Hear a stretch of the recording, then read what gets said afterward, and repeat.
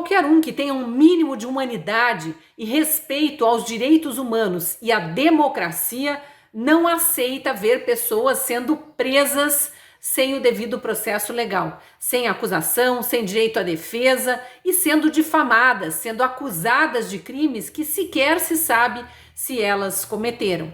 Eu sou a Cristina Grêmio, colunista da Gazeta do Povo, e nesse vídeo entrevisto um advogado que defende 15 daquelas centenas de pessoas, mais de 1.000 na verdade, que foram presas em Brasília depois dos atos de vandalismo no Congresso Nacional, no Palácio do Planalto e na sede do STF. Assista a entrevista para saber quem são essas pessoas e, afinal de contas, o que elas fizeram, do que estão sendo acusadas e como estão sendo tratadas.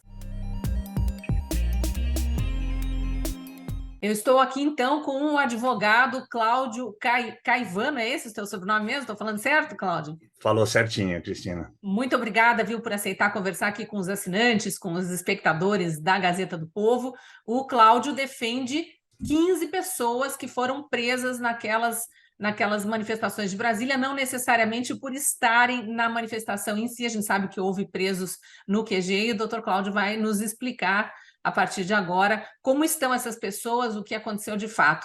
Então vamos começar do começo, né? Até porque muitas informações desencontradas nas redes sociais, aí na própria imprensa.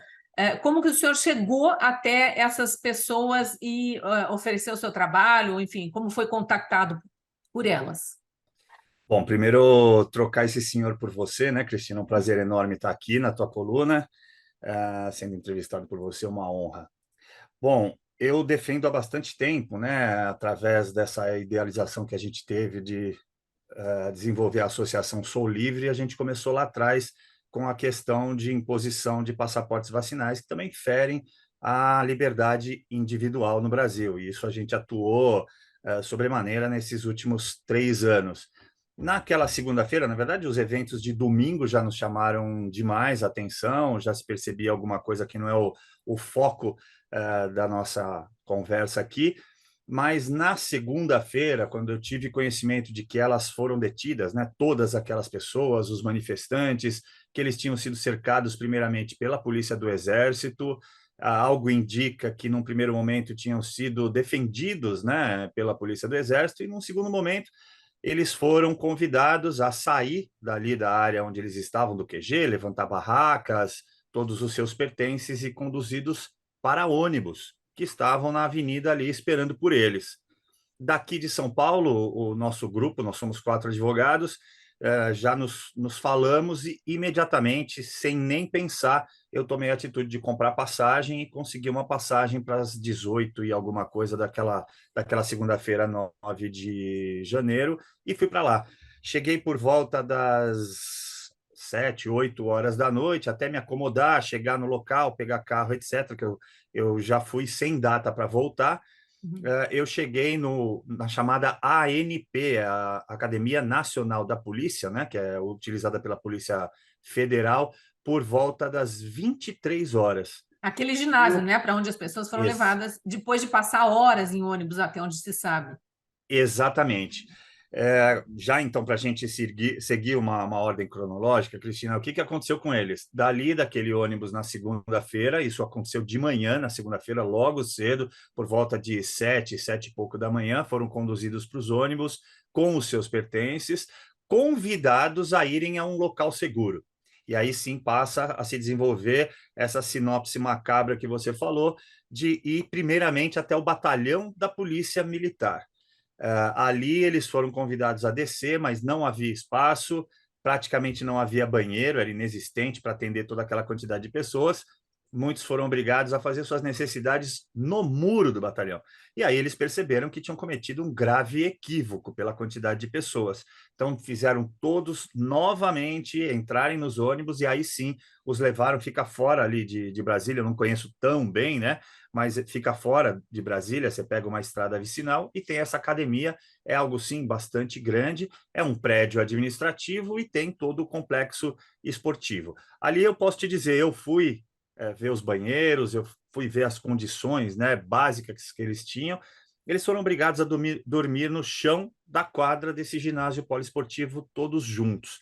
Então, como eu cheguei às 23 horas daquela segunda-feira, como você está dizendo, eles já tinham passado praticamente as primeiras 20 horas ali, sendo cooptados dessa maneira a ficarem num espaço até reduzido, aquilo me chamou por demais atenção. Eu confesso aqui para você que me chocou, abalou, inclusive, naquele primeiro momento, né? Embora eu seja um ser duro até psicologicamente, difícil me abalar, mas quando você vê senhoras que poderiam ser minha mãe, minha avó ou meu pai, meu avô chorando literalmente por não saberem o que está acontecendo com eles, aquilo te causa um impacto. E E eu sou um tinha estudioso crianças das... também nesse momento ou já tinham Não, liberado? Porque houve informações no primeiro momento de crianças nesse ginásio, né? sim, eu também levantei essa questão, porque já fui daqui preparado para isso, mas não havia mais criança, ainda haviam muitos idosos e eles estavam lentamente sendo liberados naquele primeiro momento, naquele primeiro dia. Eu sou um estudioso da Segunda Guerra, tá, Cristina? E uma coisa que eu nunca esqueci da declaração de memória que os sobreviventes do Holocausto têm é o odor humano. Eles sempre relatam, ó, né, quando fazem os seus relatos, as suas análises, eles dizem: olha, isso é algo que a gente nunca esqueça. E por incrível que pareça, alguns podem até acreditar que estou tentando, né, é, aflorar aí, melhorar o pavão, não é isso. Você sente o impacto é imediato, porque são muitas pessoas juntas, elas já estavam ali, como eu É como disse, um ônibus lotado, né, doutora? A gente entra num é ônibus isso, lotado com pouca ventilação, num dia frio, é eu que sou de isso, Curitiba e tal, é aquele cheiro de muita gente aglomerada, até exatamente, pela respiração humana mesmo, né? Aquilo vai produzindo exato, um exato. odor mesmo. E aí, junte-se a isso o fato, como eu disse, de pessoas idosas, né? Pessoas sem saber o que está acontecendo, completamente perdidas, você sente um impacto imediato. E aí eu solicitei a um colega que estava lá, eu não o conhecia, mas olha, posso acompanhar a tua audiência aí, a oitiva, né? Na verdade, como a gente chama, ele, claro, acompanha. E o primeiro impacto foi que a escrivã falou: não, não vai acompanhar. E o delegado, né, muito tranquilamente: não, doutor, calma, ela está nervosa, é muita gente, tal, sente-se aqui, ouça. E o meu primeiro impacto também vai te impactar. O auto de prisão em flagrante, ele já veio pronto do STF. E ele já constava inquérito 4879. Quando eu me deparei com aquilo, eu perguntei para o delegado, né? Não, mas o 304 é o senhor que vai decidir. E ele disse: não, a minha competência foi delegada, ou seja, a competência é só do STF.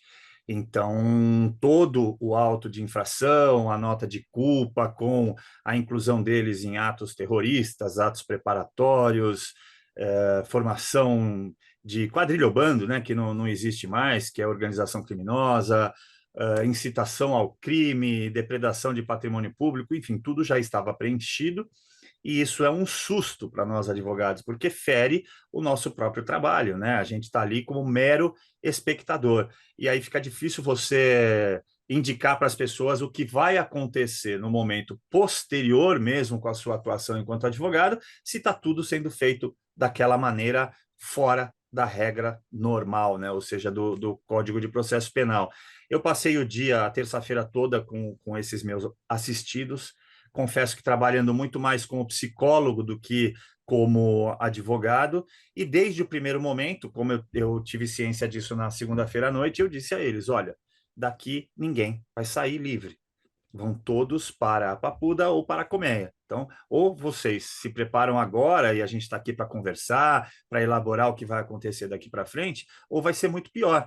Eu costumo fazer aquela comparação do sapo dentro da água e ela esquentando lentamente, né, Cristina? Se você faz isso e vai enrolando a pessoa para ela não entender o que está fazendo, e você chega na sala para ela só assinar um auto de infração, ou mesmo se negar a assinar, como a gente fez em praticamente todos os casos, isso só vai piorar o emocional da pessoa. Então, eu preferi partir para o choque inicial, ficar com eles ali a maior parte do tempo naquele dia, acompanhá-los o quanto mais possível e tentar fazer o emocional deles baixar. E quando eles entenderam, eles até ficaram um pouco mais, não aliviados, obviamente, mas mais tranquilos. E essa Agora, eu transferência acho acabou, importante a gente esclarecer, desculpe de cortar, imagina? essas pessoas todas saíram do QG de Brasília, não Sim, foram presas em flagrante, depredando nada, quebrando coisas, atacando policiais lá na esplanada. Até esse nenhum momento, deles. nenhum deles tinha confessado, digamos assim, ou sido visto na esplanada. Eu, inclusive, acho que Nenhum muitos deles. nem estiveram, né? Alguns sim voltaram para o QG. Exatamente, exatamente. Alguns chegaram ali no gramado da Praça dos Três Poderes, né, na esplanada, e acabaram voltando por conta da confusão. Para você ter uma ideia, essas pessoas que eu estou assistindo, elas chegaram em Brasília no domingo às 14 horas. Portanto, todo aquele burburinho, toda aquela confusão, a invasão, ela já havia acontecido. Então, óbvio que Foi chama antes, né? atenção. Exato, algumas pessoas vão até lá para ver o que aconteceu, tal, mas já tinha tudo acabado e todos voltaram e permaneceram, passaram a noite no QG e foram depois presas dessa maneira. Só para deixar muito claro para a sua audiência, Cristina, eu sei que é qualificada, mas isso é uso de perfídia, né? É um meio insidioso para você enganar essa pessoa que você quer conduzir à prisão. Isso é vedado na Quarta Convenção de Genebra, isso é vedado no Pacto de San José da Costa Rica e, evidentemente, é vedado no nosso ordenamento jurídico. Você não pode usar desse tipo de artifício para levar alguém preso, muito menos com prisão em flagrante. Por Então, há isso que, vários. compreensivamente, muita gente associou de imediato a campos de concentração nazista, porque o método era esse, né? Exato. Exatamente, exatamente. Eu fiz, inclusive, essa analogia, porque quando eles são levados num ônibus, remete-nos àquela ideia de colocarem no trem sem saber para onde vão, por que vão, o que farão, qual o destino. Foi exatamente a mesma coisa. Eles Não, não sabiam e o para que onde deixa iam. claro, desculpa, eu estou te interrompendo, mas Imagina, eu por imagino que quem favor. está nos assistindo está também nessa ansiedade de entender um pouco melhor. O que deixa claro que essa ordem de prisão nada mais era do que uma ordem de desfazer as manifestações em frente aos quartéis, especificamente nesse de Brasília, mas a gente sabe que isso já desestimula e depois vieram ordens posteriores para desfazer nos outros estados também. Não havia a intenção sequer, a intenção inicial sequer de saber, você esteve na esplanada ontem, então entra no ônibus. Você não esteve, vai para aquele lado ali, a gente já conversa. Não teve essa Nenhuma triagem pergunta. inicial, né?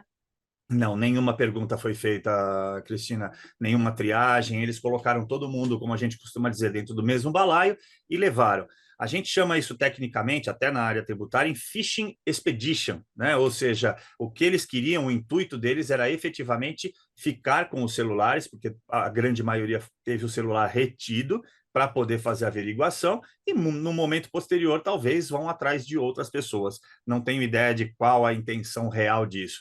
O fato é que isso se seguiu, né? Saí de lá praticamente na quarta-feira, 3 horas da manhã, e tenho ciência, por exemplo, o doutor João, da OACB, que também fez um trabalho fantástico lá, ele só saiu de lá às 6h30, quando os últimos assistidos dele foram transferidos, e inclusive foram os últimos. Me parece que ficou uma pequena minoria, mas que só chegou depois. Aí esses sim parecem ter sido presos no evento catastrófico, lá cataclísmico da Praça dos Três Poderes, da invasão. O que Tá. se seguiu foi nós irmos para os presídios, né, Cristina? Tá, antes de chegar nessa fase, eu queria que você me esclarecesse algumas perguntinhas aqui, de Pois não. curiosidade mesmo, mas eu estou tentando fazer o papel aqui de porta-voz de quem está nos assistindo, como, aliás, é a função, deveria ser a função de todo jornalista, né? E sei que há muitas dúvidas, inclusive porque muitos na nossa audiência, com certeza, estiveram nas manifestações em algum momento, sem nenhuma intenção golpista, terrorista, esses adjetivos que ficam agora jogando para cima de pessoas de bem, para tentar criar uma aura na sociedade de que há milhões de criminosos no país tentando dar um golpe na democracia, o que é justamente o contrário do que essas pessoas defendiam, né? Mas vamos lá, você chegou na terça-feira, essas pessoas tinham sido presas na segunda, você conseguiu ir ao galpão lá, ao ginásio ainda na segunda noite e ver aquele Isso, estado deplorável de muita gente, centenas de pessoas, eram mais de 1.000, né? isso. Aglomeradas ali, pessoas de idade, enfim, não houve nenhuma triagem sequer para saber o estado de saúde dessas pessoas, se elas poderiam passar uma noite naquelas condições, até porque a gente sabe que nos próprios acampamentos, muitas não estavam acampando, quem é de Brasília ou da região ia passar o dia, né? E muitos Exatamente. talvez sequer tivessem ido à esplanada, mas fossem manifestantes dos quartéis. Como que você conseguiu chegar a esse grupo de 15 que você está assistindo? Havia outros advogados lá? Foram se oferecendo de forma voluntária? Como é que foi feito isso, essa triagem de defesa, digamos assim? Perfeito. Quando eu cheguei naquela noite, era praticamente impossível você entender o que estava acontecendo. Então, primeiro eu me situei, acompanhei para ter certeza do tipo de conduta que ia ser adotada ali, observei, fui até onde eles estavam, ali no ginásio, né? Eu fui diretamente para o prédio administrativo, e aí você atravessa um espaço que deve ter ali os seus 70, 80 metros até onde está o campo, que eles estavam inclusive acampados, o diretor deixou eles armarem as barracas, e depois, mais para frente, uns 200 metros, é que você tinha o ginásio. Cheguei, dei uma olhada, não conversei com ninguém, observei e soube que já tinha havido vários atendimentos médicos. Tinha uma barraca do Corpo de Bombeiros, é importante que a gente relate isso, mas não tinham muitos advogados, não, Cristina, na segunda-feira.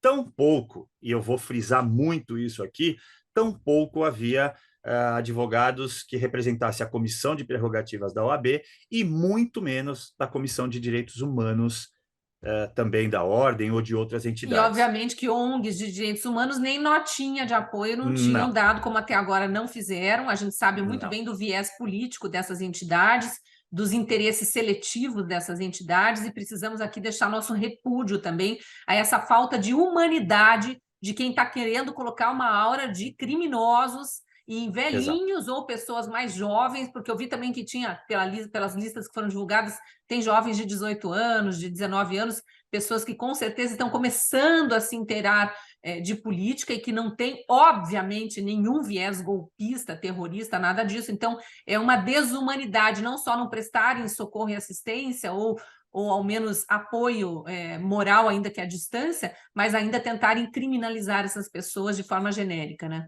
Exatamente. Aí, durante a terça-feira, isso é importante dizer, que é o que você pontuou agora, as pessoas com algum tipo de comorbidade ou algum idoso remanescente, né, que a gente chamava lá de mais 60 para poder identificar, esses estavam sendo, com o crivo do delegado, aí sim valia o 304 para esse caso, a gente estava conseguindo Só explica liberar. de novo o Então, que é o 304 para a gente entender. o 304 do CPP é aquele que determina que a autoridade policial, primeiro, tem que estar lá presente e é ela que vai fazer esse juízo de valor inicial. Ele é o primeiro, a gente Entendi. costuma dizer que é o primeiro juiz da causa, né? Então, CPP ele é Código de recepciona, Processo Penal. exatamente, ele recepciona aquela demanda, né? Ou seja, o conduzido vai até ele vai ver se há indícios, né? Não só da autoria daquele conduzido, mas também de materialidade dos fatos para poder ou converter essa prisão em flagrante já em preventiva ou simplesmente liberar o indivíduo. Então, ele é literalmente o primeiro juiz da causa, mas isso não estava existindo. Era um No caso delegado da Polícia Federal que estava da ali a Polícia mando Federal, do ministro Alexandre de Moraes, executando exato. essa tarefa ali de manter essas pessoas em cativeiro, praticamente, né?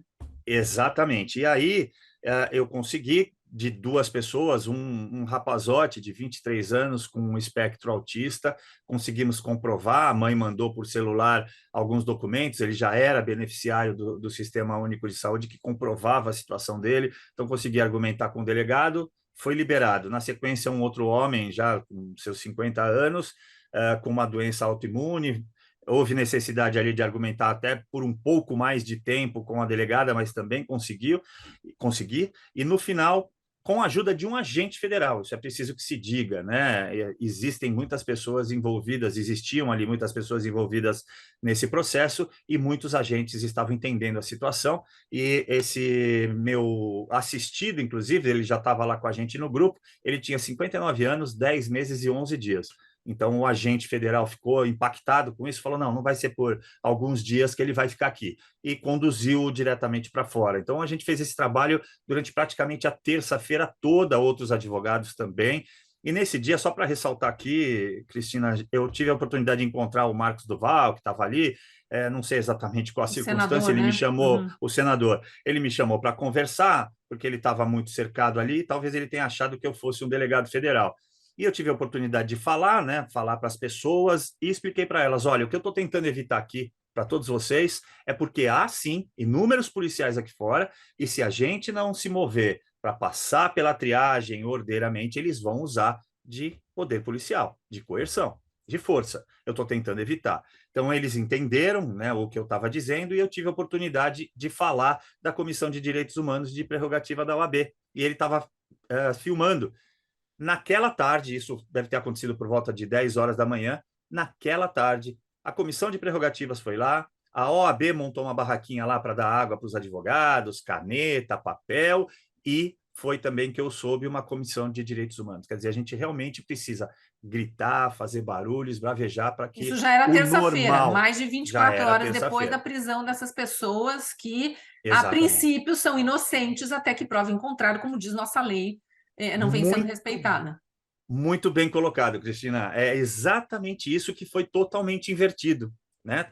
Tudo que estava acontecendo ali mostrava ou tentava mostrar para aqueles detidos que, na verdade, eles eram criminosos e não inocentes que o Estado deve dizer que eles são culpados. Houve uma inversão grande de valores. Eu Mas é tenho um para mim que recado isso bem no futuro mandado, vai gerar muita indenização ainda para nós brasileiros pagarmos para essas com pessoas certeza. por danos morais e eventualmente até de saúde, né? A gente não Com sabe. certeza. E o Sim. Estado brasileiro tem que ser condenado mesmo, né? Tem que ser Pois é. condenado. Eu ainda sou favorável que mudem as leis para botar no CPF, presidente da República, ministro da Justiça, governador de Estado, secretário de Estado, quem quer que fosse o responsável por isso, ministro do STF que dá uma ordem dessas, esses deveriam ser responsáveis, inclusive financeiramente, por futuras indenizações para pessoas presas ilegalmente, constrangidas, difamadas, acusadas de forma absurda, mas a gente acredita na verdade, espera que tudo isso apareça mais para frente.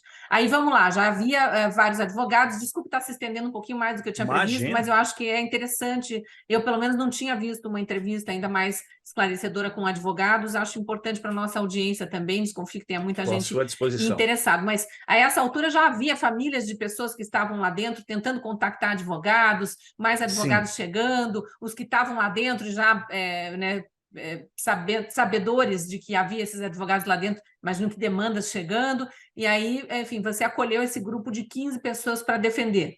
O que Isso. aconteceu dali para frente? Porque eu já tinha algum contato com essas pessoas. Eu vou me privar aqui de dizer o nome da cidade para não causar problemas posteriores, tá, Cristina? Tá, Peço licença aí a você nesse sim, sentido. claro. Como as pessoas já me conheciam, já sabiam da minha luta pela verdade, pela liberdade, etc., começaram a mandar muitas mensagens. É difícil atender, até a internet lá era muito difícil. Eu não sei Uhum. se colocaram algum tipo de bloqueador para evitar que eles mandassem vídeo para fora, pode ter sido esse o fato, mas de verdade a gente não conseguia se comunicar muito bem. E aí, quando eu comecei a receber essa demanda dessa cidade, eu fui procurá-los e dei sorte de encontrá-los, porque eles me viram e me reconheceram. E aí a gente começou a conversar e eu os conduzi até o final. Depois disso, você tem o desdobramento da transferência deles, isso demanda horas. Eles passaram primeiro pelo IML, obviamente, para fazer o exame de corpo de delito, para ver se estavam íntegros e aí serem conduzidos ao sistema. Isso leva mais de um dia. Então, na quarta-feira, nós nos ativemos a fazer o trabalho burocrático e tentar encontrar quem é que ia tomar conta disso. Se era o TJ, né, o Tribunal de Justiça do Distrito Federal, o TRF1, ou se ia ficar com o próprio STF. Porque tem Não um outro conseguimos lembrete determinar. importante da gente fazer, e aí também me corrija se eu estiver errado, eu conheço só de entrevistar pessoas do mundo jurídico, mas é a tal da audiência de custódia, que foi Exato. implantada pela esquerda para favorecer bandidos defendidos pela esquerda, que diga-se de passagem, porque há um movimento muito grande na advocacia mesmo para que se acabe com essa audiência de custódia, porque muitos bandidos perigosos, inclusive, são liberados, traficantes, apreendidos com grandes quantidades de droga, com armamento, são liberados na audiência de custódia. Ela tem um prazo para acontecer e não foi respeitado nesse caso, né? A audiência de custódia é Exatamente. um juiz ouvindo aquela pessoa presa para saber como ela está sendo tratada. Não foi respeitado, né? Não, não foi respeitado. Elas começaram somente na quinta-feira. Algumas até começaram na quarta-feira, 12, né? Mas 9, 48 10, 11, horas. não. Na quinta-feira, 12. Passou, exatamente, passou do prazo, que são de 24 horas. Aí alegaram a quantidade, etc. E quando a gente consegue entender de que maneira isso ia acontecer, porque tudo é muito nebuloso, a gente descobre que vai ser através do site da OABDF, e aí começa a se inscrever para as audiências de custódia, fica ali aguardando, e aí sim elas acontecem. A surpresa vem a posteriori, né? Então, durante a participação, você não sabe, no final, você aguardando se o juiz vai decidir ou não, ele vira para você com o Ministério Público e fala: olha, doutor, não sei se o senhor está sabendo, mas a nossa competência também foi delegada, então quem vai decidir se solta ou não é o STF. E aí você é pego com aquilo, não, mas peraí, não faz o menor sentido, né? Doutor, mas é assim que está funcionando. Quer dizer, não adiantava a pessoa conseguir um advogado para entrar com os recursos previstos em lei, que é o juízo de primeira instância, porque é como se todas aquelas 1.200 e tantas pessoas tivessem foro privilegiado, precisassem recorrer direto ao STF. Exatamente. Você até falou o número, então vou deixar claro aqui. Foram 1.263 pessoas. E a lista só foi terminada pela Polícia Federal na quarta-feira, praticamente no final do dia. Então a gente não sabia nem como encontrar os nossos assistidos. Aí você vai, busca informações, descobre que você tem que primeiro se cadastrar no sistema lá prisional, o SEAP, para depois, no dia seguinte, poder ir lá visitá-los. E aí eu passei a quinta e a sexta-feira toda indo e voltando dos presídios para poder fazer as audiências de custódia, algumas os meus colegas conseguiram fazer, e tentar falar ainda, tentar ver os meus assistidos. Eu saí de Brasília sem ver nenhum deles. Eu só os vi pela audiência de custódia, Cristina, porque a quantidade de advogados era enorme, aí passa a se Quer dizer, fazer várias nem lá listas. no ginásio você tinha conversado com essas 15 pessoas que você está defendendo. No ginásio eu conversei, eu E passei o no- dia com elas na terça-feira. Já tá. quando elas adentraram o Que sistema foi aquele prisional, eu momento do não consegui advogado mais. sendo psicólogo.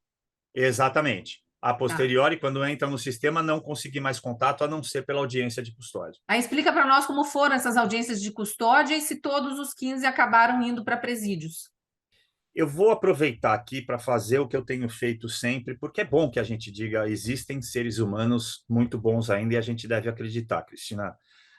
Então, muitos policiais federais, muitos agentes, muitos delegados, eu não vou falar todos porque não existe unanimidade, mas a grande maioria tentou tratar muito humanitariamente dentro daquela possibilidade, né, com milhares de pessoas ali esperando para passar por aquela triagem. É preciso que a gente faça essa ressalva. O mesmo acontece com os juízes.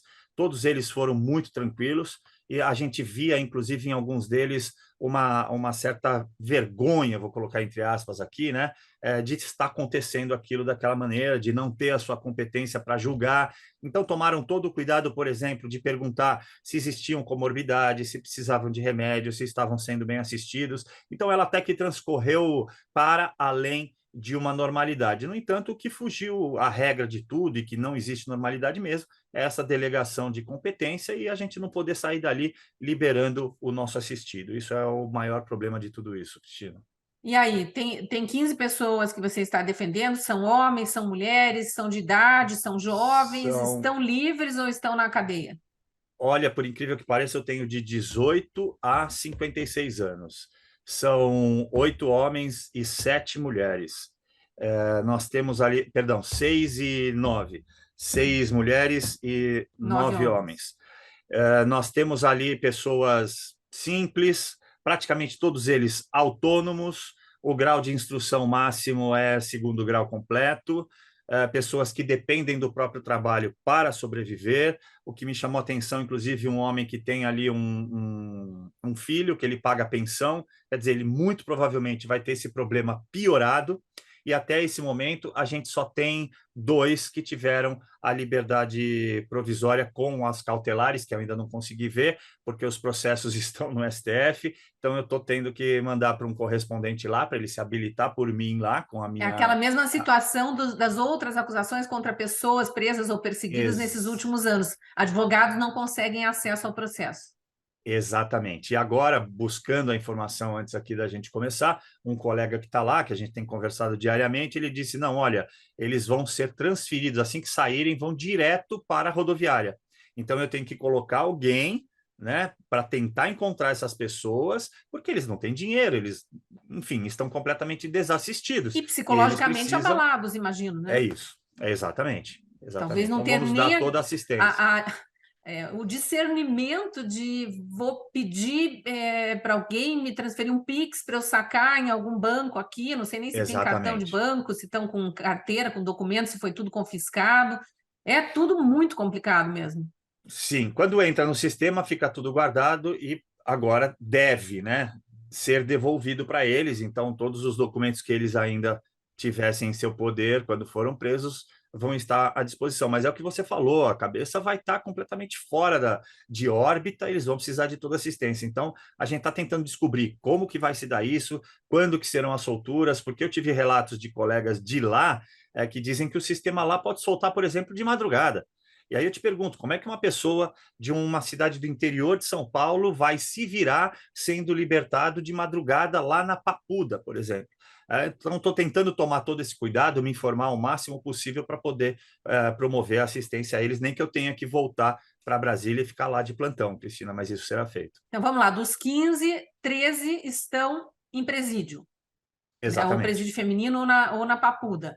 exatamente, Esses 13 comprovadamente estavam na esplanada, invadiram prédios e depredaram, porque vamos deixar claro que prédios públicos são, em tese, acessíveis ao público. Tá certo que estava fechado e tal, mas a gente tem vídeos aí que circularam pela internet, então são inegáveis, de policiais falando: entrem, entrem, como se fosse a casa do povo, vão se manifestar, talvez até achando que ainda ia ser uma entrada pacífica, não sei exatamente o que aconteceu, isso as investigações é que vão mostrar, mas muitas pessoas podem ser, inclusive, ter sido induzidas a entrar nos prédios públicos sem imaginar que haveria depredação. Tem vídeos, inclusive, dos exato. manifestantes de fora e até os que já estão dentro gritando: não quebra, não quebra, não quebra, e muitos black blocs ali, infiltrados ou não, quebrando, né? Os que depredaram, que fique bem claro, são vândalos, vão ter que responder por isso, mas não Exatamente, necessariamente os que entraram no prédio público são invasores, são terroristas, depredadores. Terroristas ninguém é, né? Terrorismo é outra coisa, né? Mas isso que está exato. sendo dito deles. Você conseguiu confirmar com eles se eles estiveram lá e se alguns deles entraram efetivamente? Como eu te disse durante aquela terça-feira, né, eu conversei longamente com eles, nós tivemos muita oportunidade de conversar e posso te garantir, nenhum deles entrou em nenhum prédio público, nenhum deles. Tanto que isso causa prantos, né, o desespero por dizer repetidas vezes, mas por que que eu vou ter que assinar isso? Ou por que que eu tenho que ser conduzido para um presídio se eu não fiz nada, se eu estava me manifestando? Então, Eles aproveitando, deixar estavam muito. efetivamente na esplanada, não tinham só feito parte do Nem acampamento do todos, QG. Alguns eram só nem do todos, acampamento. Cristina. Exatamente. Alguns não tinham condições sequer de andar e chegar até a esplanada e permaneceram no E é QG, longe, porque né? É é longe, longe, são é longe. quilômetros de caminhada. Exatamente, exatamente. Então ficaram, permaneceram lá e foram presos só no dia seguinte, né? O que causa ainda mais espanto e com uso de perfídia, meio insidioso aí, como a gente disse. Então, de todos os que eu estou defendendo, nenhum deles praticou nenhum tipo de ato que, ainda que ao largo, nós pudéssemos dizer que o delegado vai entender isso de maneira diferente. E Não, agora é nenhum defesa deles. uma a uma, apresentando pedidos lá para o Exato. juiz de primeira instância, isso ou tem que ser no STF mesmo o pedido? Não, vai ser no STF. Tudo vai ser no STF. Então, Direto todos com os habeas o corpus. ministro Supremo Alexandre de Exato. Moraes. Exato. Todos os habeas corpus que colegas nossos fizeram antes, e aí a gente até tomou esse cuidado de não fazer antes, para sentir o que ia reverter esse resultado, e aí a gente sabe que todos foram negados. A partir de agora, as pessoas que tiveram a prisão em flagrante já revertida em prisão preventiva é que começa o ato do advogado em tentar os remédios para poder tentar colocá-los em liberdade, né? Um pedido de liberdade, né, de relaxamento de prisão, ou então já direto para o HC, aí vai depender de cada estratégia de cada advogado que vai HC é adotar habeas no corpus, que é o processo. pedido para soltar. Exato, exato. Desses 13 que você defende, já teve alguns que tiveram prisão revertida para provisória? Já tivemos um. Então, nós tivemos dois que foram libertos e um que vai permanecer, teve a prisão preventiva, né? Teve a conversão de prisão em flagrante em prisão preventiva. Eu imagino que diretamente com o ministro Alexandre de Moraes, você e outros advogados ainda não tenham tido contato, né? Não, não, não. A gente tem que Quanto, se homologar, o sistema está bastante conturbado, tá? Até pela quantidade, enfim, eles vão sempre alegar essa questão, mas não fui eu que coloquei a quantidade de processos ali de uma vez, né? Então, a gente está tendo que se habilitar o processo para que ele depois seja convertido em processo digital para que à distância a gente tenha acesso. Então, essa pessoa que teve a prisão preventiva, a gente ainda não conseguiu acessar o processo dele. Eu espero que nas próximas horas a gente consiga ver para já começar a preparar um HC. Eu não posso fazer no escuro. Eu preciso ver quais foram as alegações utilizadas para a manutenção dessa prisão, né, a conversão de flagrante em preventiva, para poder atacar exatamente aquilo que eles disseram. Doutor, para a gente encerrar aqui, eu poder te liberar, que eu sei que o trabalho é muito, Imagina. e vai ser muito por vários dias. Qual é a sua expectativa? O senhor já colocou todas as dificuldades aí, agora é caso a caso, é diante do ministro, presencialmente em Brasília, o que dificulta demais a defesa também, né? Sim. Outra dificuldade do devido processo legal aí que vem sendo imposta. Qual é a sua expectativa? Quanto tempo? O que deve acontecer daqui para frente, na sua opinião? Eu vou te responder da seguinte maneira: o recado foi muito forte, né? Muito pesado, desproporcional para qualquer coisa que a direita já tenha experimentado no Brasil, Cristina. É uma questão política, essas pessoas estão muito abaladas psicologicamente. Eu posso te dizer que, como o bambu numa ventania, muitas já envergaram. E, obviamente, deverão, em virtude das cautelares para os que saíram, não se comunicar com as demais pessoas, não ir a manifestações, não ir a organizações, a reuniões, etc., e manter-se semanalmente, que é aí mais uma figura, não é mais nem mensalmente. Ele está atribuindo semanalmente ir lá e assinar o caderninho no fórum da sua localidade. É para causar ainda mais constrangimento, né? Um abalo psicológico, psiquiátrico, quem sabe, até para que essa pessoa fique banida da vida em sociedade.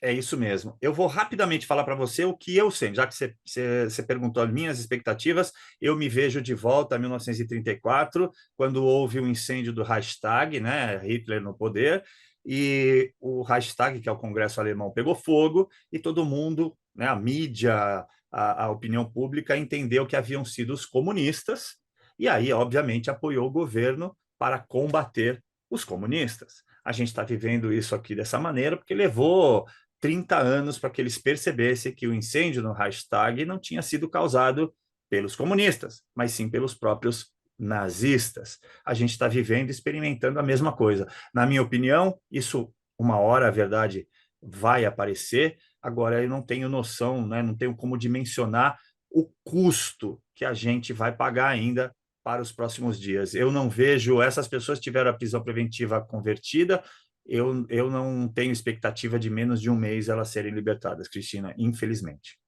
Vamos continuar acompanhando esse caso, fazendo as cobranças que são necessárias, né, ao senhor, as ações jurídicas possíveis e, obviamente, repudiando toda e qualquer forma de violência, É especialmente a isso. praticada pelo Estado contra cidadãos indefesos que, mesmo que eventualmente tenham participado de algo que não se pode aprovar, precisam estar liberados para o processo legal, ter seu direito à defesa, e isso que estabelece até para assassinos, para pedófilos, estupradores, assaltantes de banco, corruptos e lavadores de dinheiro. Todos têm direito ao devido processo legal, inclusive por decisão da STF, condenados só depois, presos só depois da condenação e em terceira instância, trânsito em julgado, que é o que não está sendo respeitado no Brasil.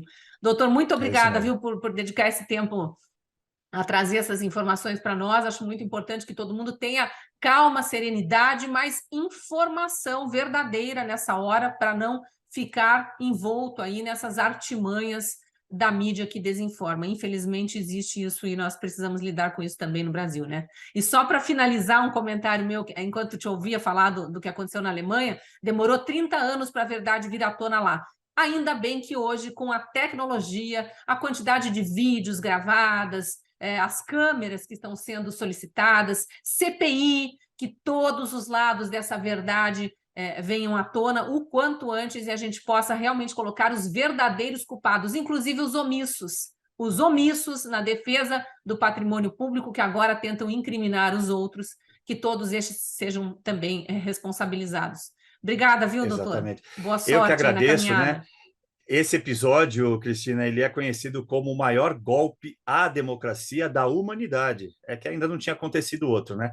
Mas eu que tenho a agradecer a você pela oportunidade, sigo à disposição e que a nossa audiência continue te acompanhando e te apoiando pela sua coragem. Parabéns.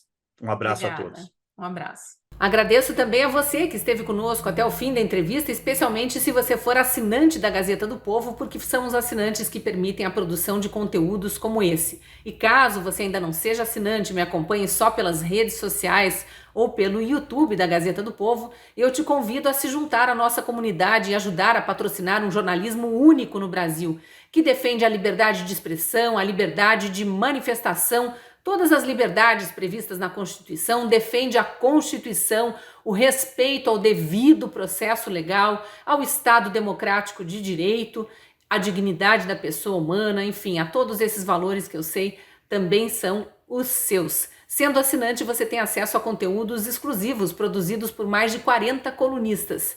Eu sou um desses colunistas e te espero lá na Gazeta. E caso você não seja inscrito ainda aqui no YouTube da Gazeta do Povo, eu também te convido a se inscrever e assinar o sininho das notificações para ser informado quando tiver conteúdo novo publicado. Até o próximo vídeo.